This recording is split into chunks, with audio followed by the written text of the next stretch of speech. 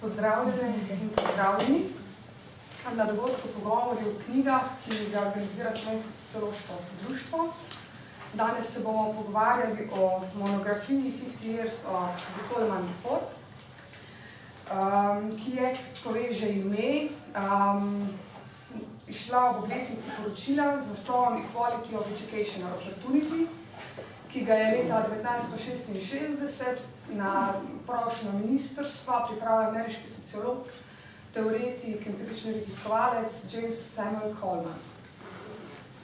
Monografija sama, tukaj imamo nekaj primerkov, je sestavljena iz 10 poglavij.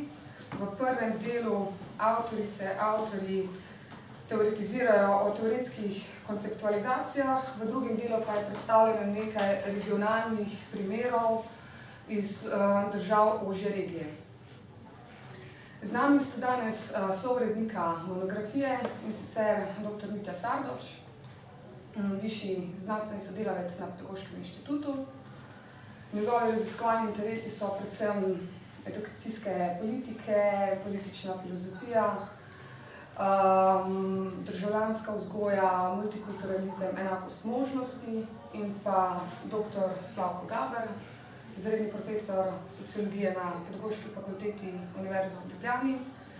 Raziskovalno pa se ukvarja z vprašanji družbe, šole, enakosti ter pravičnosti in pa edukacije. Če začnem kar pri vas, Slavko. Monografija je šla na Pedagoški fakulteti kot prva od monografij v zbirki CEPS Journal in predstavlja vsebinsko in številčno nadgradnjo tematske številke iz leta 2016. V svojem prispevku v soavtorstvu z doktorico Tašner obravnavate obdobje poročil, saj so 60. leta prejšnjega stoletja zaznamovala različna poročila, poleg Colemanovega. Je bilo to še različno proučevanje družbenih neenakosti v Franciji in pa Lady Plowden poročilo. Vsa ta poročila nekako nastajajo v tem času vere v moč edukacije, ki omogoča prehode med družbenimi razredi. Prosim vas, če bi lahko za izhodišče na kratko predstavili ključne ugotovitve Colemanove poročila in kako je vplivalo na polje edukacije, kakšne so bile implikacije. Namreč samo poročilo je bilo pomembno tudi za sociologijo. Ja, hvala, Leja. Zdaj, če dovolite, bi jaz to priložnost izkoristil tudi za to, da se pravzaprav zahvalim fakulteti, da omogoča, tem, ko omogoča, da funkcionira revija CEPS, da omogoča tudi nadgradnjo v obliki monografij.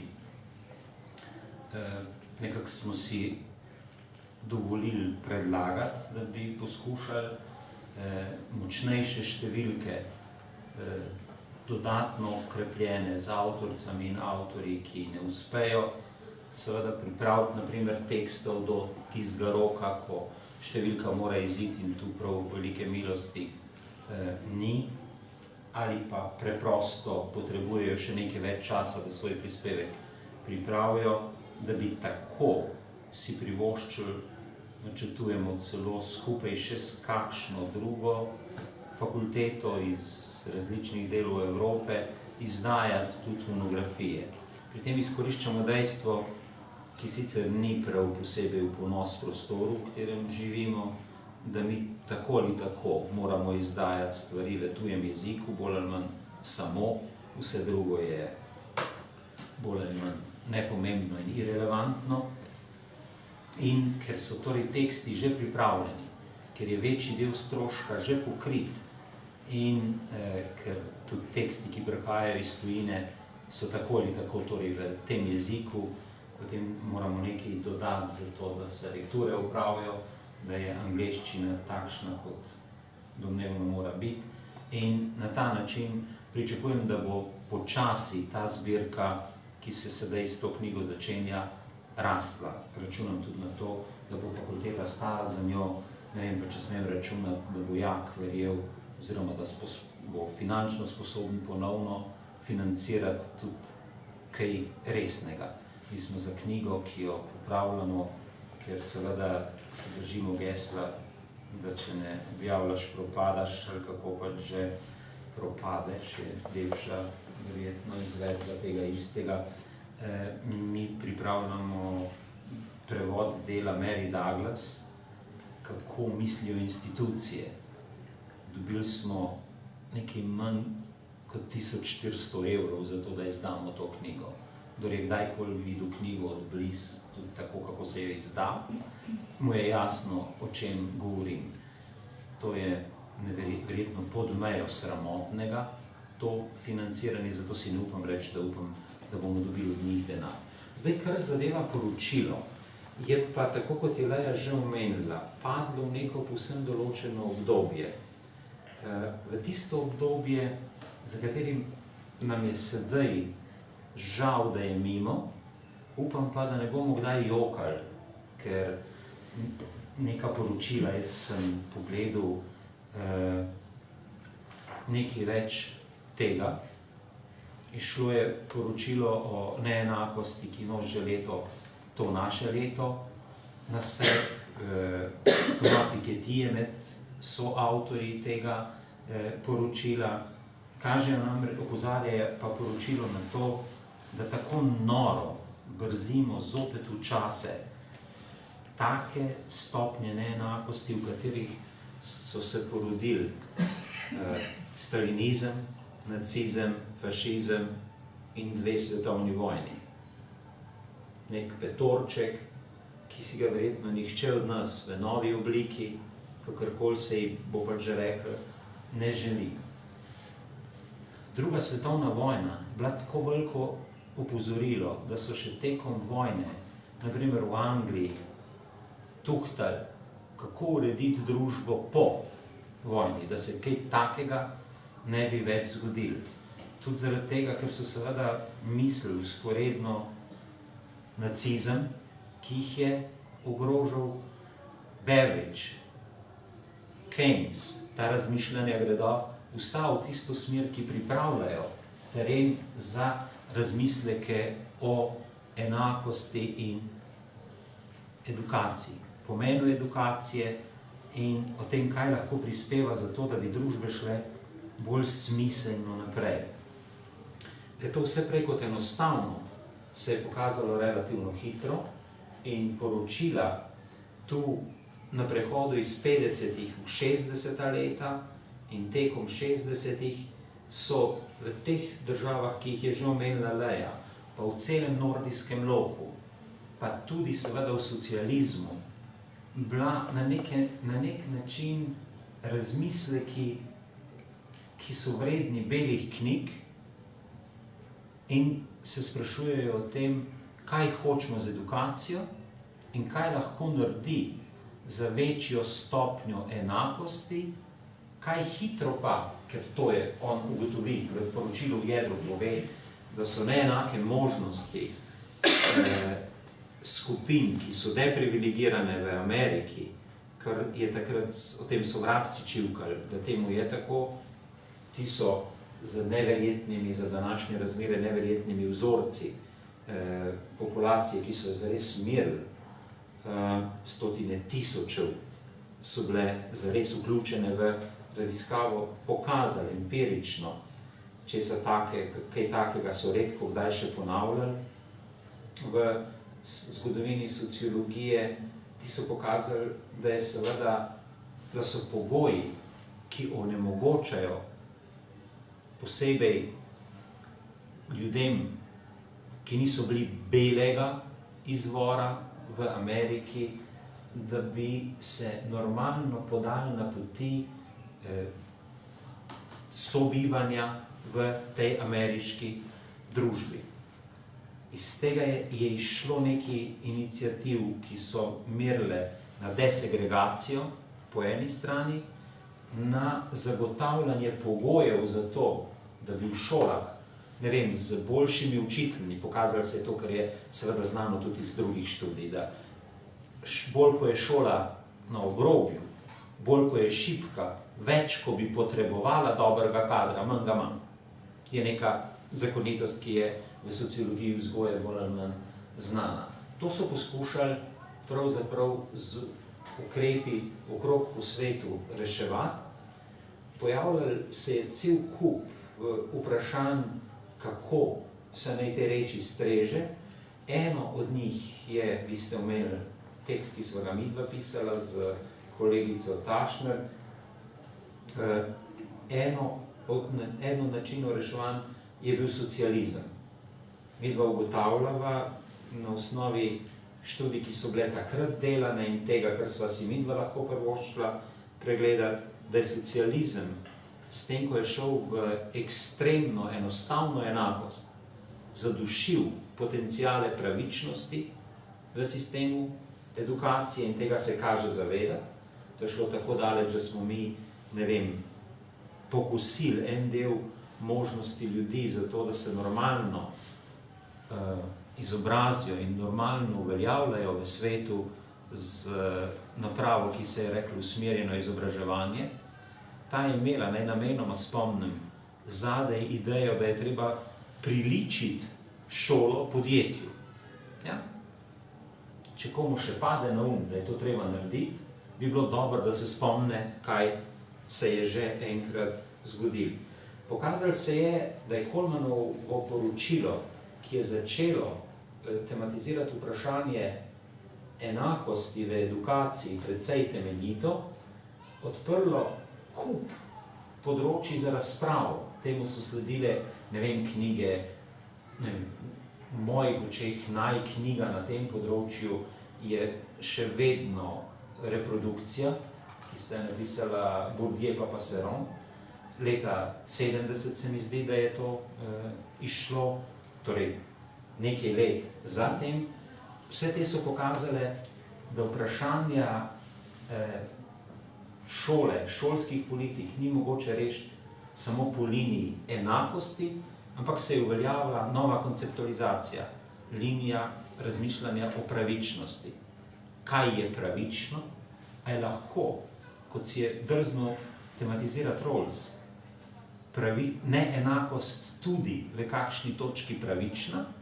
Njegov fascinantni odgovor v Sloveniji ne posebej dobro razumljen je, da ja, ampak seveda je treba vedeti kako.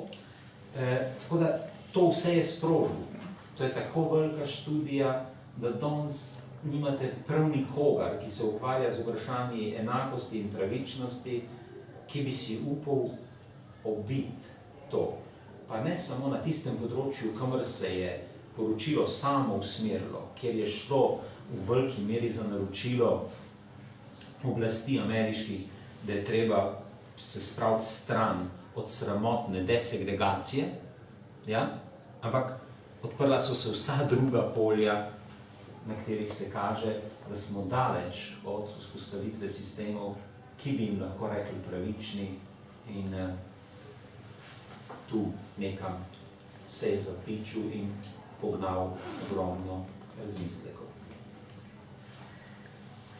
Hvala. Mitja, samo poročilo Coleman je samo prineslo na nek način tudi redefinicijo koncepta enakosti možnosti.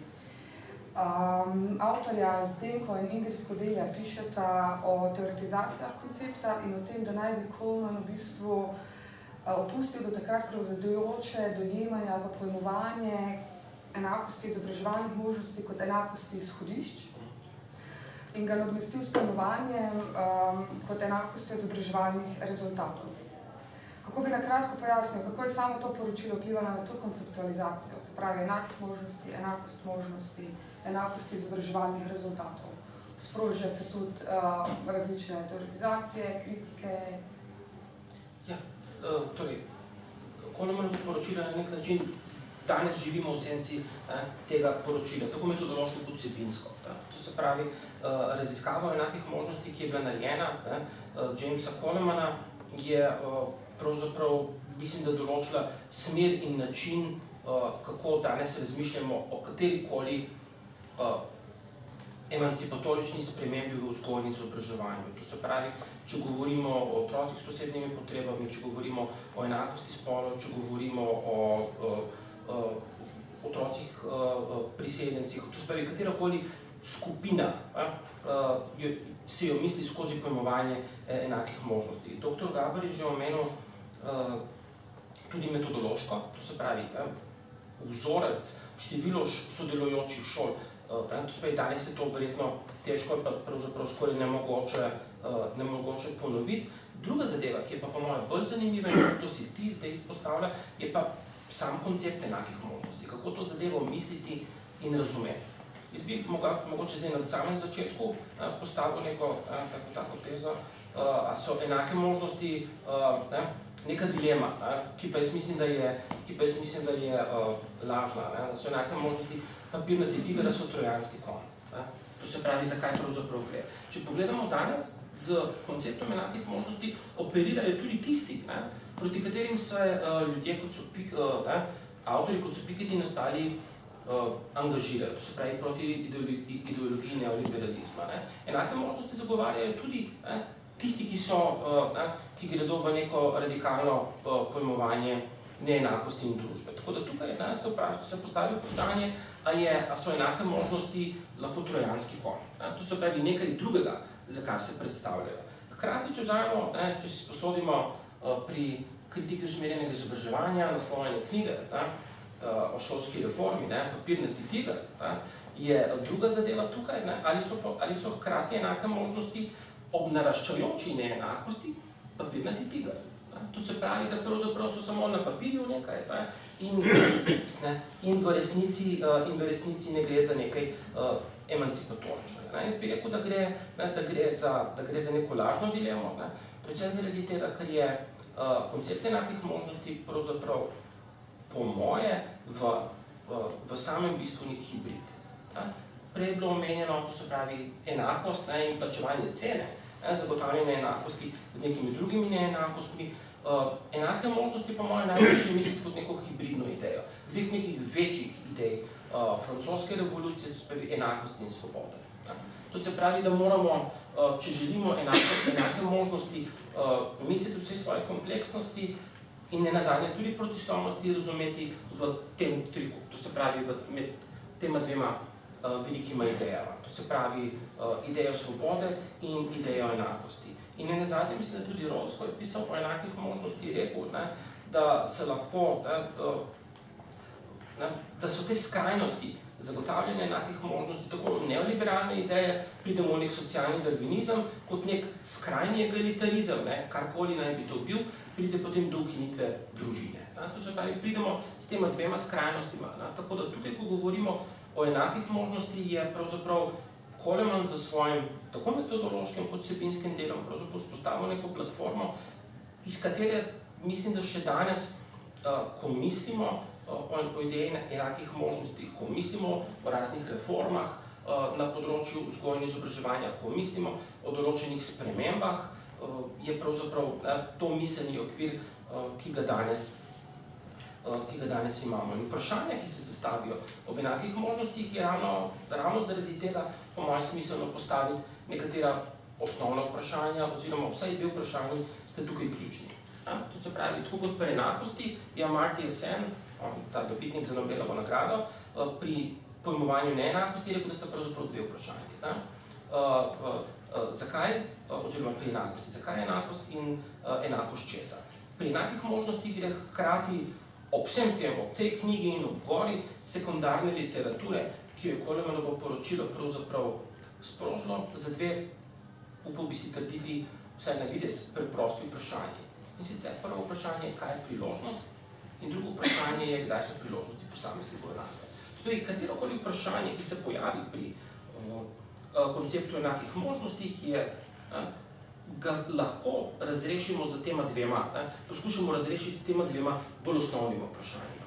Tako da tukaj imamo, kajti nenazadnje, ko govorimo o zagotavljanju enakih možnostih za neko deprivilegirano in marginalizirano skupino, vprašanje, kakšen je ta, če govorimo o primanjkljaju, kako to zadevo potem kompenzirati in tako naprej. Tako da tukaj je pravzaprav vse to Colemanovo poročilo na nek način odpre in po 50 letih je zadeva še vedno precej kompleksna. Hkrati pa tudi je to eno od bojnih pol. Ravno ideologija neoliberalizma prinese sabo idejo odgovornosti. In ideja odgovornosti je nenazadnje tudi povezana s samim pojmom enakih možnosti. To se pravi, da ni več tisto ozadje, tisto, kar nate vpliva, kot je recimo rasa, veroizpoved, spol, posebne potrebe in tako naprej. Ampak naj bi bil posameznik tisti, ki naj bi mu šola kot taka zagotovila neke enake možnosti, pa neutralizirala prikrajšanosti ali pa to prtljago, s katero vstopiš skozi vrata. Pravzaprav vidimo, da so danes enake možnosti pravzaprav bojno polje tega, o čemer je tudi dr. Gaber spregovoril, tako da tako zelo nakratko. V samem prispevku pišeš tudi o kritikah koncepta enakih možnosti. Da še to nakratko. Kritika enake možnosti je precej, tako da tisti tako prijateljskih, kjer pravijo, enake možnosti bomo uresničili, kjer bomo na nek način zagotovili ta kompenzacijska razsežnost. To se pravi, da smo do zdaj premalo naredili, pa moramo še. Do tistih popolnoma, recimo, neoliberalizem, ki stoji na stališču, pravzaprav, da vse, kar je onkraj nediskriminiranja, pravzaprav, da pomeni poseganje posameznikov v svobodo. Če bomo zagotovili neke kompenzacijske mehanizme in za to porabili nekaj iz tega, kar država vzame skozi davke in tako naprej, da s tem posegamo v posameznikov v svobodo. To se pravi, ko danes govorimo o enakih možnosti, se moramo prva stvar, ki se moramo vprašati, je o kakšnem, kdo govori o enakih možnostih. Kajti enake možnosti so, tako kot sem rekel, pravzaprav, in zaradi tega je dobro, po mojem, misliti skozi ta pojem hibridnosti, med tema dvema idejama enakosti in svobode, in enake možnosti so nenazadnje bile kritizirane tudi z tega, zakaj bi porabili vsa sredstva za izenačevanje nekih položajev, zakaj naj bi tega namenili za tiste, ki so najboljši, pa najuspešnejši. To je na nek način ideja, kritika neučinkovitosti, da je sam koncept enakih možnosti in način izenačevanja začetnih položajev pravzaprav, po domače povedano, stran vržen denar. Tudi recimo, to je ena od kritik. Druga od kritik je pravzaprav to, da je poseganje v sam proces konkuriranja za selektivne družbene položaje. Torej, šolanje kot proces konkuriranja, da s tem, ko zagotavljamo nekaj za to, da izenačimo pravzaprav, na nek način že omejujemo posameznikovo svobodo in tako naprej. Tako da kritika enakih možnosti je veliko, čeprav, če bi vprašali kogarkoli tukaj med nami, pa verjetno tudi kjerkoli drugje, je na nek način ideja enakih možnosti pravzaprav nekako paradoksalna. Nihče ni proti. Zelo težko bi našli nekoga, da bi rekli, tako kot recimo pri toleranci ali pa pri patriotizmu. Vprašamo nekoga za patriotizem, bo liberalni del stroke ali pa javnosti rekel ne. Enako je za toleranco. Nek drugi, bolj konzervativni pol bo rekel, da je toleranca pravzaprav kriva za vse to. Recimo za nasilje in tako naprej. Da smo bili preveč popustljivi. Pri enakih možnostih tega nimamo. Pri enakih možnostih smo pravzaprav načeloma vsi za. Se pa zadeva potem zaplete na celem kupu drugih. Eno je tudi, recimo, a bomo neke primanjkljaje neutralizirali, a jih bomo potem, gremo v izenačevanje, gremo v neutraliziranje in tako naprej. Tako da, tvoje vprašanje, kaj je bilo glede kritik je precej, in spet zadeva lahko razpade na ti dve vprašanji. Kaj je priložnost in kdaj so priložnosti posameznikov enake? V kaj so torej usmerjeni kritiki? Če se zdaj premaknemo konkretnim primerom uporabe konceptualizacije enakih možnosti, enakost možnosti, vi ste že prej omenjali socialistične čase oziroma socializem, namreč tako v kapitalističnih kot v socialističnih državah je bila ideja o izobraževanju vse za vse, nek osrednji del vseh edukacijskih reform. Bolj konkretno me zanima to, kar ste se že prej dotaknili.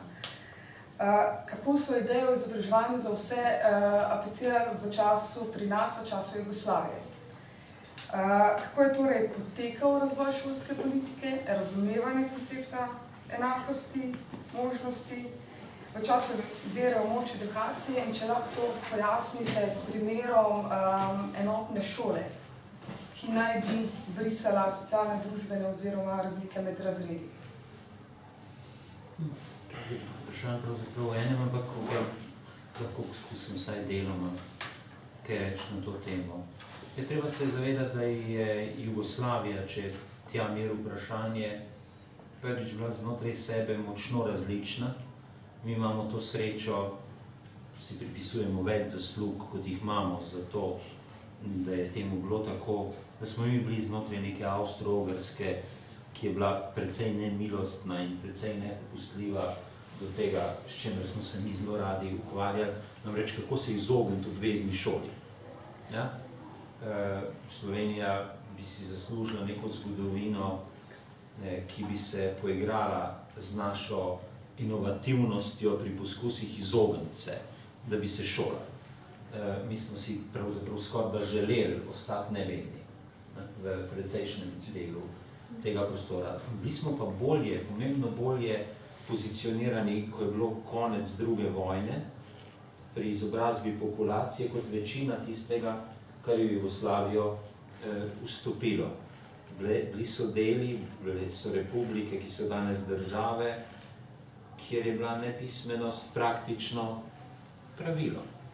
In ko potem greste gledati, naprimer, povezavo med stopnjo razvitosti, ko se končuje ta država in tem, kdaj so začeli z obveznim izobraževanjem, ugotovite izjemno stopno korelacije. Ampak to je za kakšne druge resne študije. Ko pa smo stopili v to, je socializem naredil pomemben korak naprej. Okrog tega se ni kaj prav posebej najverjetneje pogajati, v tem smislu, da je precej zares vzel splošno izobraževanje, da so se odprla vrata tudi na srednješolskih ravneh za večjo vključitev. Če hočete, če primerjate to, kaj je delal de Gaulle tam v koncem 50-ih v Franciji, s tem, kar so delale oblasti tukaj, z uvajanjem obvezne skupne šole, ne vidite velikih razlik po kar zadeva inkluzivnost. Vključevanje je bilo geslo tam in je bilo geslo tukaj. Mi smo naredili to napako, da smo verjeli pretirano v to, da je mogoče neenakosti v družbi odpraviti z tem, da to razrešiš na točki izobraževanja. Kaj so kazali vsi, začeli so takrat populacije spremljati in rezultati so bili več bolj enoznačni.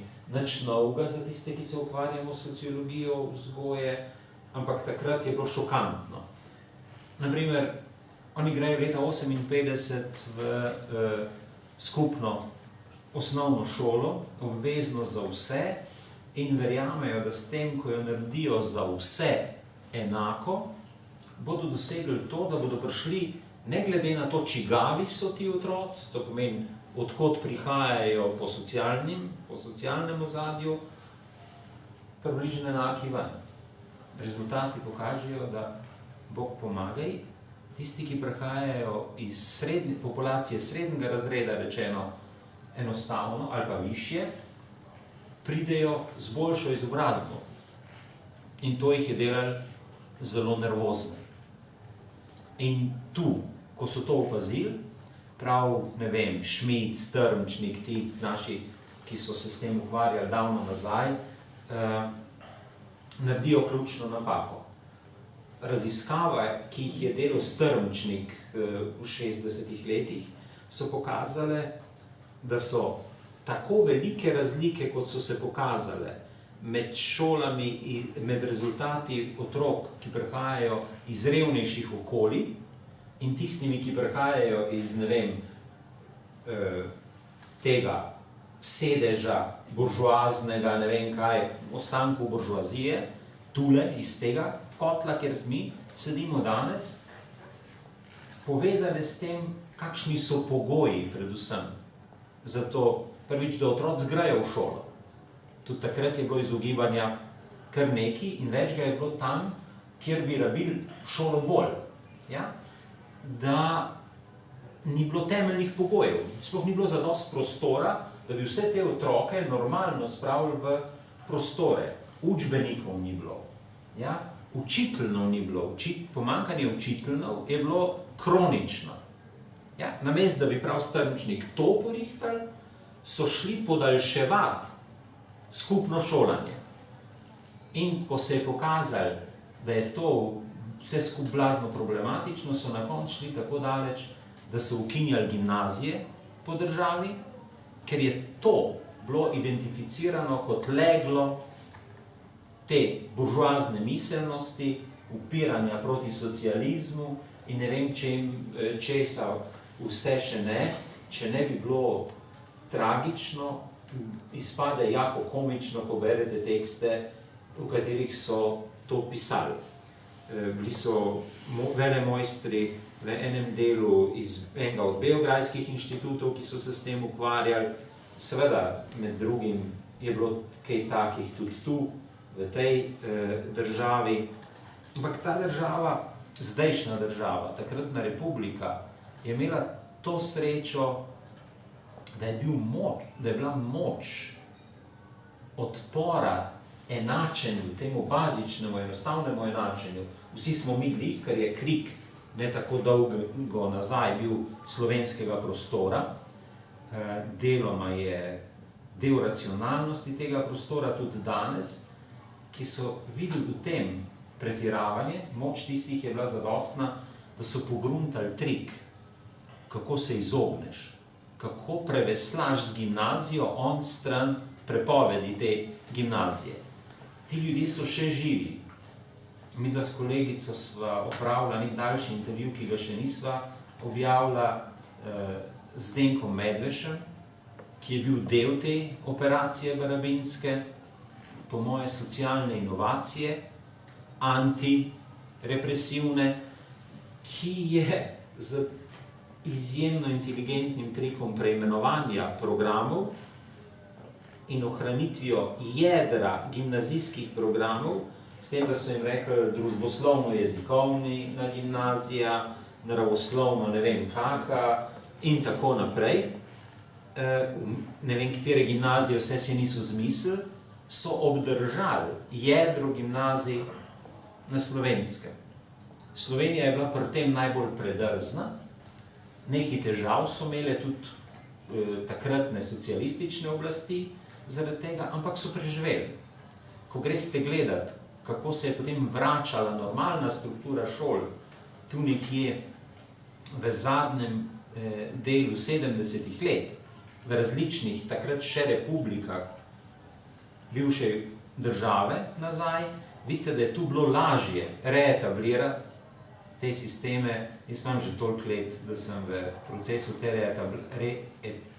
tega reetabliranja že bil ne na nekih silnih, čudnih mestih, ampak član strokovnega sveta, takratne še socialistične republike Slovenije, kot predstavnik Zveze socialistične mladine. In sem od blizu gledal, kako teče operacija vračanja nazaj gimnazijskih programov in relativne normalizacije spektra šol.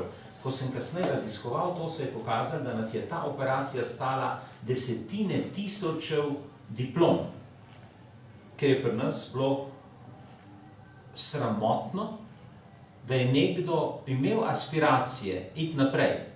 Teza je bila, kam bomo z vsemi temi šolanjimi.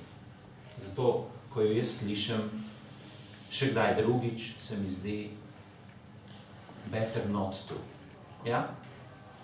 Ko sem nedavno tega za Evropsko komisijo pregledoval neke trende za to državo, me je stresel, ko sem ugotovil, da že par let pada delež tistih v populaciji, ki se šolajo na terciarni ravni. To je treba ustaviti takoj, če kdo rab čim več otrok spraviti v, kako se reče, v dualni sistem, ker mu tako ali tako ne uspe, potem naj rajš vpraša, kateri otroci grejo tja, koga tja sili. Jaz se živo spomnim moje razprave v nekih drugih letih, kjer sem sedel z poslanskimi skupinami, ki so mi razlagale, kako je prihodnost te države v dualnem sistemu. Ja?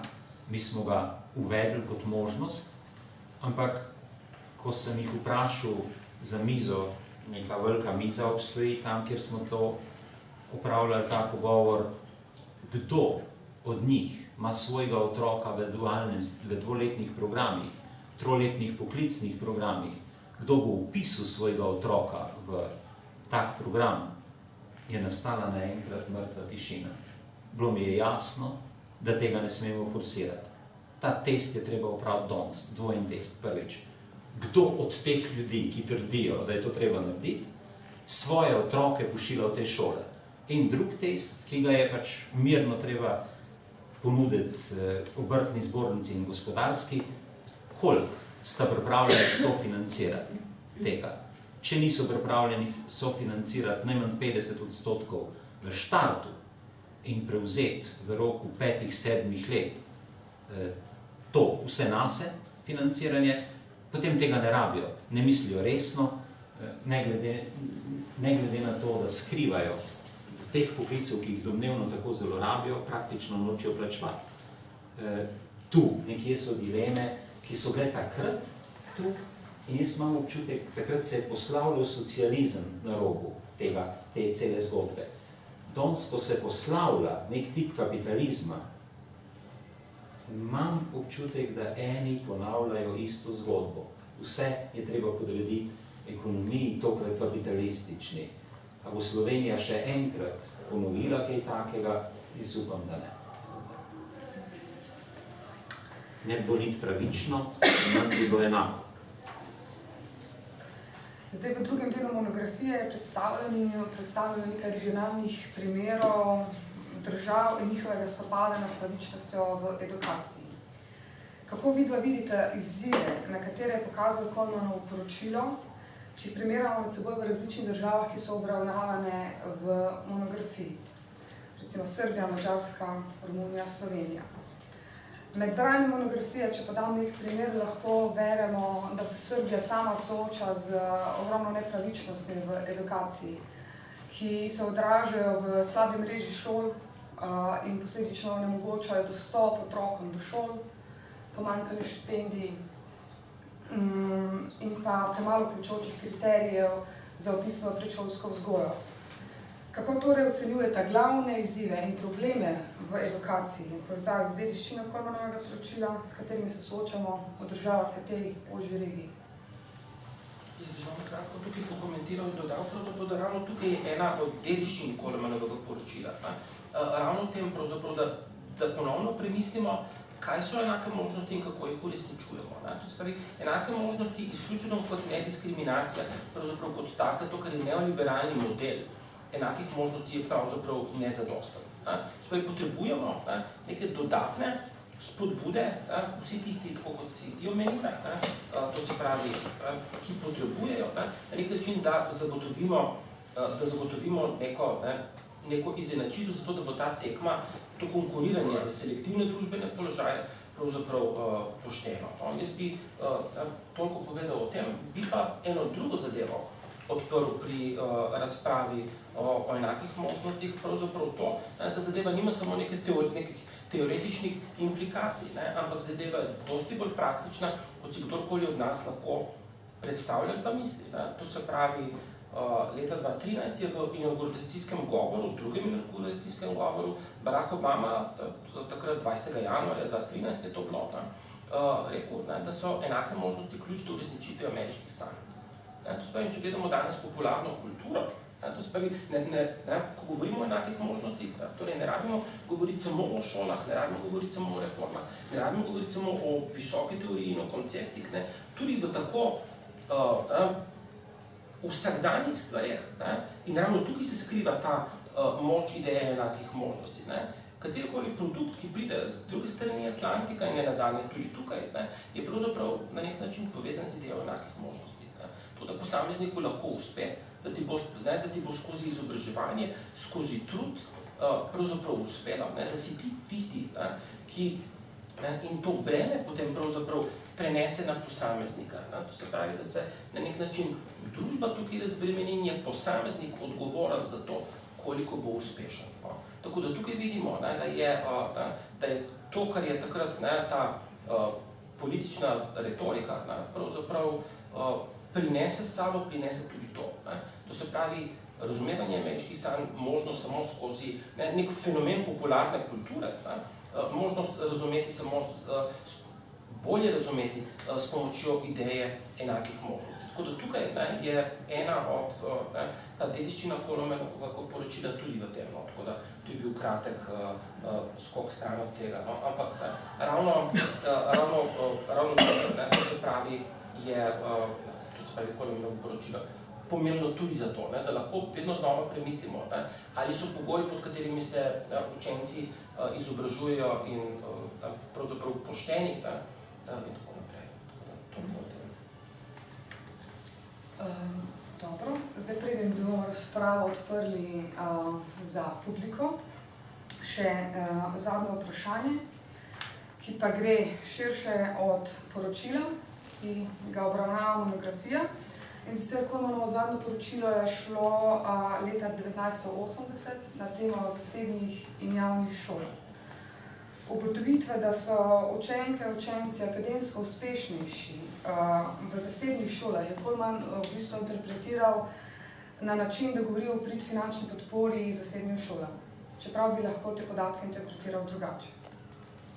Ali bi lahko ocenila, glede na to, da imamo zdaj pri nas zakonom predpisano financiranje zasebnega šolstva, ali smo se in se lahko iz Colemenovega mestoma spornega poročila, kaj naučimo za našo izkušnjo z zasebnim in javnim šolstvom, z razpravami v tem področju. To namreč odpira vrsto vprašanj, med njimi tudi enake možnosti. Jaz bi eno zadevo tukaj povedal, jaz veliko tega drugega, Kolomenova dediščina, ne samo Kolomenova poročilo njegova, on se pravzaprav ukvarja s celim kupom stvari, tudi socialnim kapitalom, tudi zasebnim šolstvom, in to, kar si ti omenila, njegovo zadnje, eno od zadnjih del, protislovno, njegovo delo protislovno od samega začetka. Če pogledamo izdajo Kolomenovega poročila, Kolomenovo poročilo je išlo leta 1966, v času kislih kumaric. To se pravi takrat, okoli 4. julija, takrat, ko mediji nimajo, ko se ukvarjajo z drugimi stvarmi in ne za politiko. To se pravi, je bilo tudi takrat, v enem od člankov piše, da je bilo že tudi samo tisto poročilo. In nazadnje Coleman kot oseba, ne samo njegovo zadnje, ne samo njegovo ena od zadnjih del, je pravzaprav že kot osebnost na nek način zelo kontroverzen, vsaj kar se tega tiče njegovega dela. Vsaj dvakrat so ga bojda skušali, če se ne motim, neuspešno vrsti iz ameriškega združenja sociologov, nazadnje potem je postal predsednik tega in tako naprej. Skratka, tukaj vidimo, da je Colemanova dediščina, njegova senca zelo dolga na različnih področjih. Tako da na nek način tukaj pogledati, kje vse je njegovo delo pomembno še danes je zelo zanimivo. Tako da toliko o tem. Kar se pa tiče razprav za zasebnem šolstvu, pa dr. Gaber, po moje, zagotovo imel bolj izdelano stališče kot jaz. In publika tudi.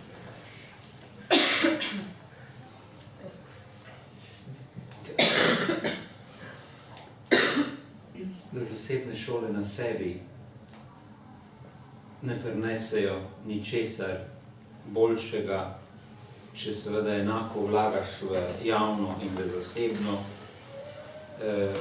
in če ne selekcioniraš populacije, ki jo vključiš, je bilo po tem poročilu tako 100 in 100-krat tematizirano in danes bolj ali manj vsaka pisa poskuša tudi to isto prevrteti na ravni podatkov. Tako da tu ni prav posebej velikih odkritij, še posebej, če se ukvarjaš zraven še z režimi različnih šol, dobiš to pač ven. Zdaj, tu naprej se začne pa diskusija, ki jo mogoče lahko nadaljujemo, če bo volja. Tu je za zdaj se tukaj ustavil, morda bi rekel samo zoprno še to, da eno je gotovo, kadar pada količina sredstev za javne šole, ne povečuješ sredstev za zasebne, se mi zdi tako zdravo razumsko, da je temu skoraj težko kakorkoli smiselno oporekati. Tudi za Slovenijo to velja, ne samo za Luno ali pa kje drugi. Zdaj pa odpiram razpravo, prosim za vprašanje. Tudi na terenu je lahko.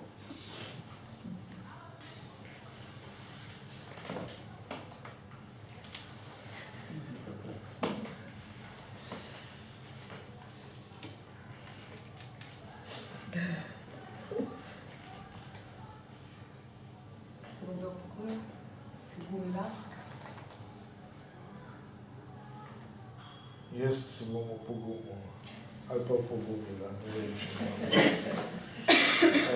Ne, se imam čisto banalno vprašanje, ampak ki pa me seveda zanima ocena obeh, ki sta bila danes uvodničarji ali pa razpravljalci. Kaj je zdaj v Sloveniji z konceptom enakih možnosti oziroma kam gremo, v katero smer? Zdaj, predpostavljam, da gremo seveda proti neenakosti, da se ta stopnjuje, obstajajo neke sekundarne opozorila, kako se nam povečuje v posameznih delih države ali pa pri posameznih ravneh prebivalstva. Ampak zdaj, ali imamo mi kakšne resne, bom rekel, analize, ki bi lahko ki bi bile lahko temelj za to, da bi iz tega potegnili kakšen, bom rekel, kakšno politiko? Ena od stvari, ki jih je tukaj recimo smiselno izpostaviti, je pravzaprav, da je, kar se tiče tega klasičnega pojmovanja enakih možnosti, nediskriminiranje plus izenačevanje začetnih položajev, zagotovo v Sloveniji zadeva dobro urejena. To se pravi, da slovenska šola, kot je rekel en drug minister, dr. Gaber, da je slovenska šola dobra šola. Tako da to je... To je rekel, da ni dobro. To je rekel, skratka, med 2008 pa 2011 je bilo govore, da slovenska šola. Slovenska šola mislim, da z tega pravzaprav uresniči svoje poslanstvo, ali pa pravi svojo nalogo. Jaz mislim, da zadeva, s katero se, vsaj jaz skušam zadeve misliti, je, kaj potem, s to poštenostjo, poštenost rezultatov. Dr. Gaber, če se ne motim, se ukvarja tudi z vprašanjem družba, kako je to brez dela, kako je s temi stvarmi. Kako potem s tem, ko mi na nek način imamo dobro usposobljene posameznike in tako naprej, pravzaprav kako potem s tem kasneje. To se pravi naraščajoča brezposelnost med mladih, prekarnost in tako naprej. Jaz bi zadevo šel, to se pravi korak naprej, ne samo nediskriminacija, ne samo neizenačevanje začetnih položajev, ampak tudi se pravi potem poštenost rezultatov. Tako da je tisto, kot tega, ko posameznik zaključi svoje izobraževanje, kaj potem. Tako da, in kako enake možnosti misliti v okviru tega, ne vem, kako je ta besedna zveza, družba... Šole v družbah dela brez dela. Ja, kako torej enake možnosti misliti v teh pogojih. To je po moje ključno vprašanje. Ja, zdaj tako, za začetek najverjetneje si kaže pogledati, kako res stojimo znotraj sistema tega šolskega. Tu imamo, kot naprimer Andreja dobro ve verjetno, in študije tiste mednarodne, v katere smo vključeni, in to bolj ali manj vedno znova potrdijo, nekaj napredka, ne samo na ravni tega občega dosežka, kar je dober znak in pritrjuje temu, kar prav Mitja, tudi na ravni zmanjševanja povezanosti socialnega izvora z dosežki, smo se popravili, kar je dobro. A imamo še prostor? Opa, seveda, imamo ga. Jaz celo vidim v teh študijah neki kategoriji, ki očitno izstopajo. Ponavadi se celo študentarijo pogovarjamo, da so 3. Eno je seveda ta preprosti SES, kjer je stopnja verjetnosti, da se boste našli z dobro diplomo na koncu, če prihajate iz nižjega delavskega razreda, ki ga v Sloveniji tudi imamo, čeprav vem, da je. Ampak to je domnevno neko srečanje enega dela sociološke srednje, tu se o tem sme govoriti enostavno in direktno, je bistveno manjša, kot če prihajate iz krogov družin, katerih deli tukaj sedijo. Ja? To je treba pociljati, posebej na ravni predšolske vzgoje, po moje. Ne vem, če so zdaj uspeli kaj nastaviti od tistega, česar mi ob neki skrbi za neko relativno splošno dvigovanje nekih ravni, priznam, da nismo uspeli, pa smo tam imeli celo tako vrhunsko ljudi z občutkom za to predšolsko vzgojo, kot je bila kolegica Ljubica Marjanovič, Umek. To nam ne funkcionira. Mi ne upotegnemo tistih kategorij, ki so, kar SES zadeva, zelo šibke. Ko se ta SES skombinira še z etnično pripadnostjo, dobimo naslednje izjemno občutljivo področje, kjer celo institucija ala OECD opaz, da nam ne funkcionira ta prehod v visoko šolstvo. Ja? Jaz moram priznati, ker Brane, en del vašega vprašanja je šlo v to smer, čeprav razumem, pa imamo resne študije na to temo narejene, da bi jaz vedel ne. Ja? To, kar jaz govorim, je pravzaprav vlečenje iz podatkov, ki so mednarodne študije, kjer tudi mi participiramo. A je slovenska sociologija prvič imela možnost, da to naredi tako, kot se spodob, je eno vprašanje, in drugič, ni dvoma, da ni opravila. Ja? Teh študij ni. Jaz se bojim, da če bi naredili študijo, odkot so ti odstotki, ki jih je zdaj manj upisanih, kot so že bili v deležih, upam staviti, bolj ali manj kar hočete, da so nesorazmerno izpadli tisti iz šibkejših okolij. Eden od najnih kolegov, dr. Poljanšek, je delal doktorat na to temo, kjer je to naprej in nazaj dokazano, da to, kar pravi še eden od teh velikih sociologov, Budon, pač drži. Kdo najprej svojih otrok ne vpiše tja, kjer je neka prestižnost na delu, to niso univerzitetni profesori, uradništvo in tako naprej, zdravništvo in kar je še tega, ampak to so tisti, ki se najbolj sprašujejo, a kaže vložiti, a bomo zmogli, a bodo ti dobili službo in kdaj jo bodo dobili. Če govoriš to, kar mi konstantno trobimo, in to z najvišjih mest v tej državi, z najpomembnejših mest v tej državi, da naj se ne vpisujejo previsok, ker je njihova perspektiva v teh službah, v teh poklicih, ki so manj prestižni, potem dobiš rezultat. Tega ne slišiš od rektorja, ne slišijo od rektorja otroci doma. To pa slišijo od teh delavcev otroci doma. In seveda to sliši tudi učiteljstvo, tu se nek cel vlak pele, se bojim. In to je pač slabo. Še huje pa je, če to vzamemo zares, in jaz mislim, zato smo tudi zopet v neki zasedbi skupaj pripravljali kar nekaj časa.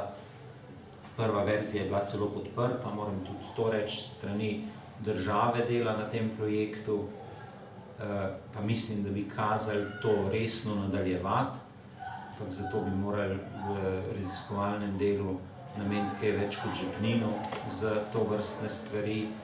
Mi bi morali resno misliti, kaj se dogaja s prihodom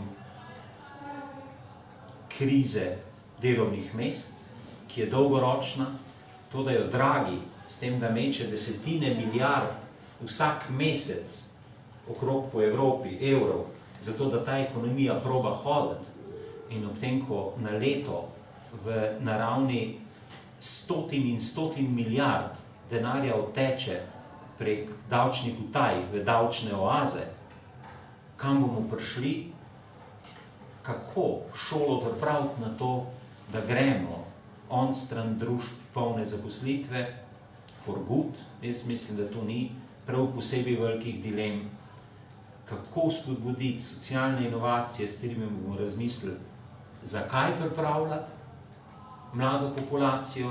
Jaz sem včeraj sedel nekje, kjer je bilo govora na temo, a jih pripravljamo na zaposlitve ali jih pripravljamo na življenje. To je jaka dilema, moram reči. Če se ti ne da misliti, je to res velika dilema. Drugače pa, če si ne upamo iti v smer hibridnih ekonomij, razmislekov o tem, kaj bo, ko umetna inteligenca zares odpre vrata tudi v Sloveniji za delovnimi mesti. Ne vem, resne študije, tiste, ki jih mi ne delamo, delajo jih pa na srečo še na Cambridgeu pa na Oxfordu, kažejo za Ameriko, da bo 50% služb zginil. Torej, kaj bo pri nas?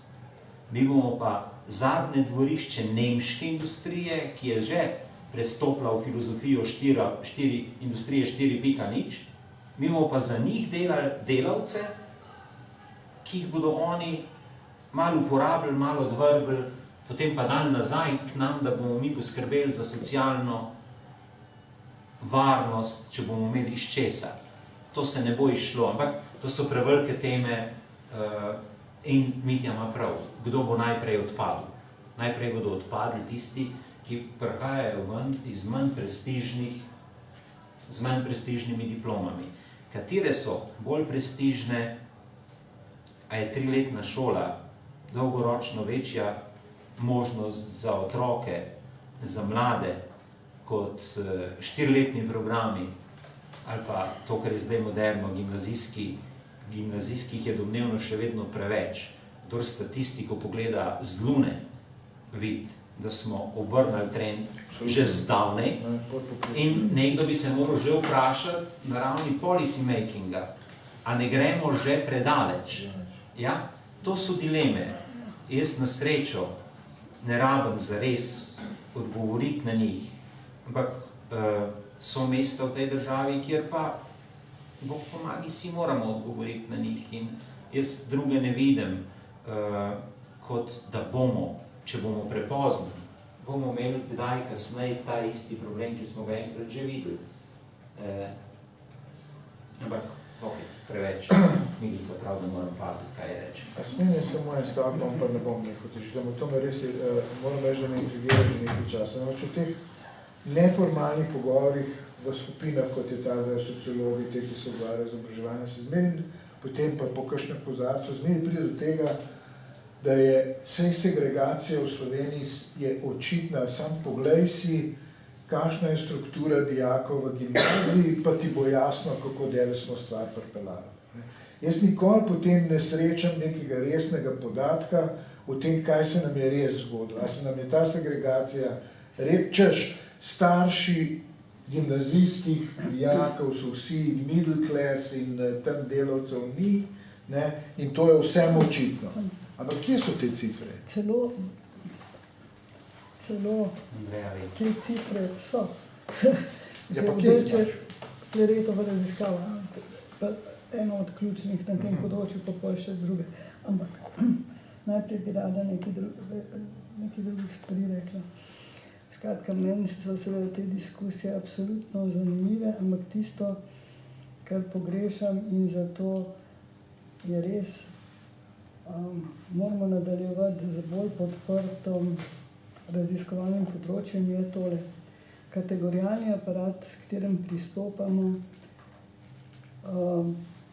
je po eni strani ne dodela, skratka, zelo klasične stvari so se pa že zelo spremenile. Tisto, kar hočem povedati, je velike kategorije, velik kategorijalni aparat, velike teme, da v resnici zelo posplošene pol te diskusije ostanejo, ker ni dovolj fino mehanično zadeva preanalizirana. Mnogo bolje so te stvari skrite, kot se zdi. Vse stvari, ki so bile danes rečene, jih lahko tudi pred 10 leti rekli, ali pa še 20 let nazaj in tako naprej. Zato je zame ključno vprašanje te družbene dinamike, ki je vplivala na to, da se je ta kategorijalni aparat dejansko tudi spremenil, redefiniral in tako. Recimo tale zadnja diskusija okrog tega družba prihodnosti je zame ključna, ampak vrnila bi se še nazaj. Naprimer, zame ni samo vprašanje, ali se ta procent zmanjšuje, ali smo mi ljudem to sporočili. Saj ne gre za to. Gre v resnici za to, zakaj se zmanjšuje, zakaj pravzaprav se zmanjšuje in a tisti otroci, to imamo tudi raziskavo, ki se ne upajo odločiti za študij, ki je tvegan, ker so profesorji žleht, ker se zna zgodi, da boš neuspešen, ker tako naprej, se ne upaš upisati, ker ne moreš stroška delati svojim doma. Se pravi, tudi te, s tem sem hotela samo pokazati, da bi bilo treba bolj subtilne inštrumente uporabiti, kadar govorimo potem o teh zgodbah. Potem recimo zgodba predšolske vzgoje. Sej to je zdravorazumsko in lahko samo še potrdimo s tovrstnim analizam vlogo predšolske vzgoje za tiste otroke, ki to najbolj rabijo, ker jim okolje tega ne more doma dati in tako naprej. Ampak potem se nastopi seveda vprašanje, s katerimi inštrumenti in na kakšen način. Saj vendarle socialna politika omogoča, da se ti otroci vključujejo v predšolsko vzgojo. Zakaj potem se te razlike potencirajo? Jaz nekaj odgovorov, nekaj hipotez v zvezi s tem imam, se jim bom posvetila čez par mesecev, upam, ampak tisto, kar sem hotela posebej opozoriti, je, da bomo morali tudi na metodoloških pristopih narediti mnogo več korakov, kot smo jih naredili do sedaj, zato ker moja hipoteza je, da mi vedno klasične dejavnike postavljamo v vzročno-posledično zvezo. Z spremembo družbe se pa je izkazalo, da praktično ni več enoznačnega videnja dejavnikov in posledic, ampak da je kombinacija različnih dejavnikov v različnih kontekstih lahko zelo različne učinke. In to dela nacionalno politiko še toliko težje. In zato sem jaz velik zagovornik tega, da bi se metodološkim pristopom in redefiniciji kategorijalnih aparatov posvetili posebno pozornost. Naprimer, Mitja, ti si govoril o enakih možnostih in si mimogrede omenil koncept enakih priložnosti. To so zelo pomembne zgodbe, o katerih je treba mnogo več reči, ker sama kategorija enakih možnosti ne pove nič, to je tisto, kar človekove pravice. Tudi Hitler jih je rekel, da jih uresničuje. A veš, hočem reči to. No, skratka, najprej da rečem vse čestitke za to, da knjiga je.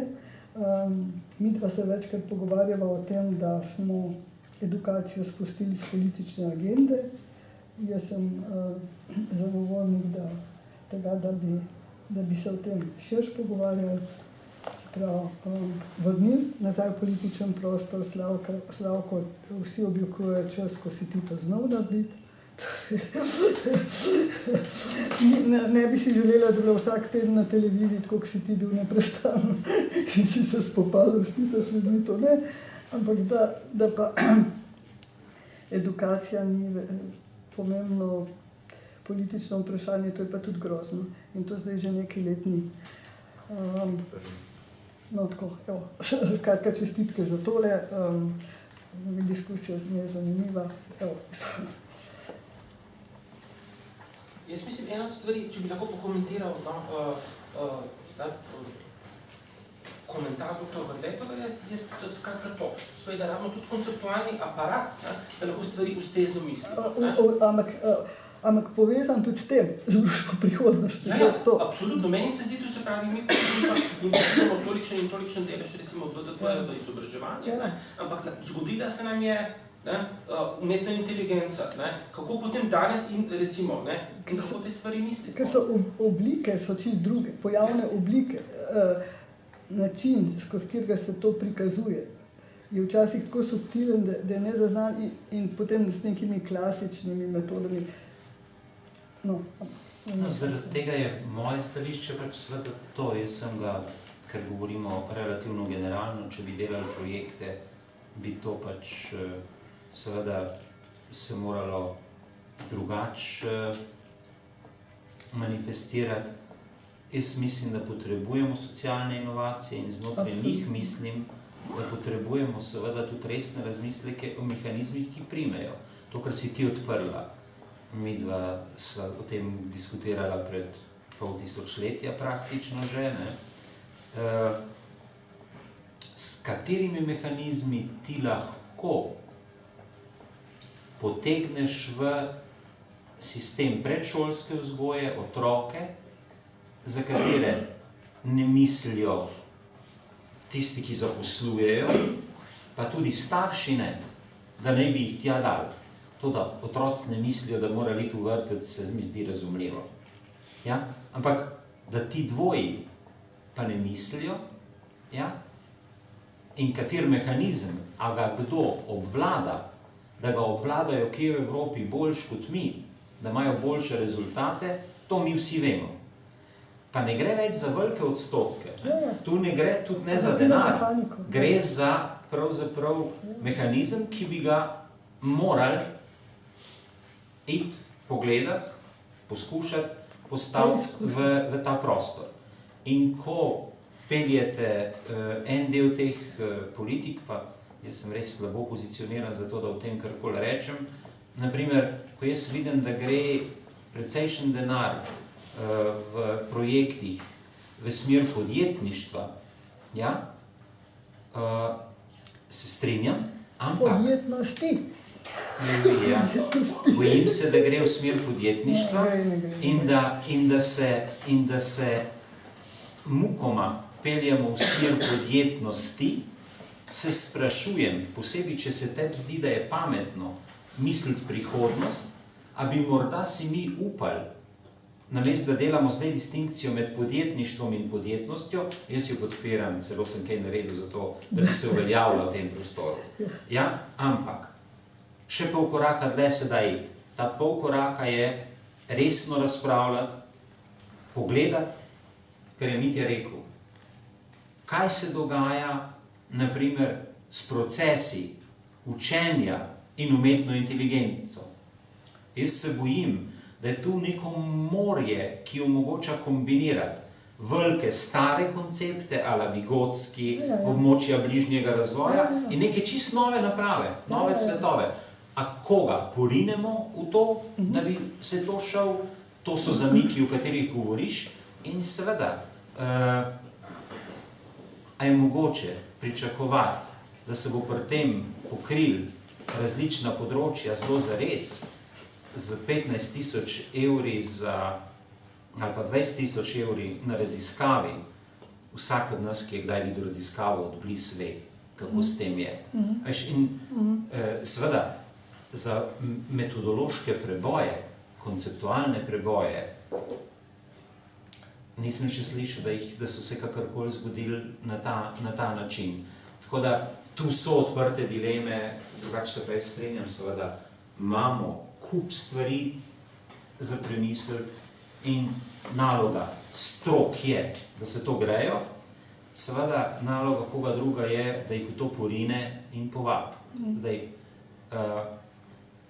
kako se to naredi, tudi v kombinaciji s sindikati, kdaj kaj delamo, kaj poskušamo skupaj misliti, je preveliko vprašanje mogoče za ta trenutek, je pa prav, da se ga odpira.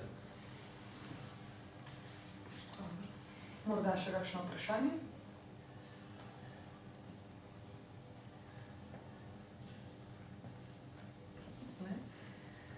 Dobro, potem bi se zahvalila obema sodelujočima in vam za obisk.